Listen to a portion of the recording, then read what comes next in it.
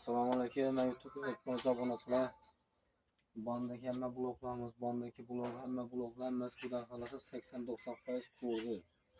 Endi bizlar xudo xolasa ish ko'rgan bloglara kim olacak bo'lsa, netchik bo'lsa, qiziqish bildirajak bo'lsa, telefon orasida 100 blog olgan odamga 1 blog, 1000 blog olgan odamga 10 blog shunday qo'shib beramiz. Shu olgan bahosini ichida u qo'shib berilgan blog hisoblanmaydi. U bizdan aksiya desa bo'ladi. Hozir aksiya tutgan, hamma aksiya tutib bizlar ham aksiya chekdik shunday.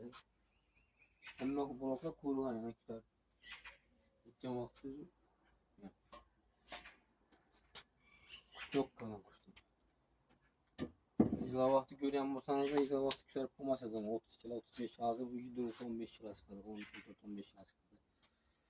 Keyin bizda 12liklar ham bor, ular bu joydagi bahosi yuklab berishi 9 ming so'mdan dastlab kelsa 9,5-10 ming so'mdan ko'proq odamlar 9 mingdan dastlab kematib beramiz ularga.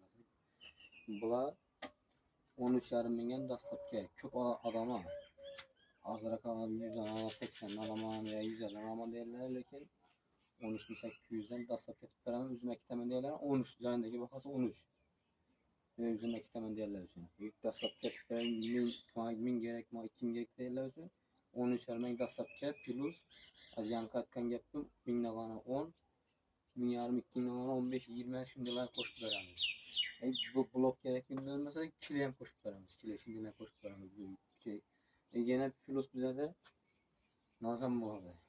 Blokni olsam o'rmaka usta yo'q, menda neden topmoq usta deydilar uchun ham o'z ustalar qimmat, arzon usta bo'lmagan deydilar uchun biza o'rib berish xizmati ham bor. Gelişip beramiz, hem meni görüp gelirse arzarak yerini qarab, eng arzonda qaraysiz, arzondan ham arzarak atib o'rib berish xizmati bor. Keyin uchaka pena qo'yish xizmati ham bor. Ishing materialdan, ishing tovarından uchaka pena qo'yib beramiz. Uni kvadratdan telefon orasida kelishaveramiz. Xudo xolasa arzon atib beramiz, zakon atib beramiz. Telefon orasida manzilimiz Xiva tuman, nomerim 91 997 3077. Aloqa chiqaverasizlar. Banda yine bloklarımız var. Bandan bloklar var. Band trap'tan bloklarımız var. Kızıkkal olursa telefona verirse Allah kaçkına verirse gelişip zakonnet veremiz bu. 13,5 ming diyen bilen 13,5 ming dep duruşuk. Yego sonradan kayıt veremiz. Köp adamlara 13 ming yemet veremiz. Dasıp kesen doğru kesen xuda xolasa yakırak alırken. Uzaklıklar 13,5 ming doğru düzemizden doğru gelmedi. Telefon arasında konulara gelişelerimiz.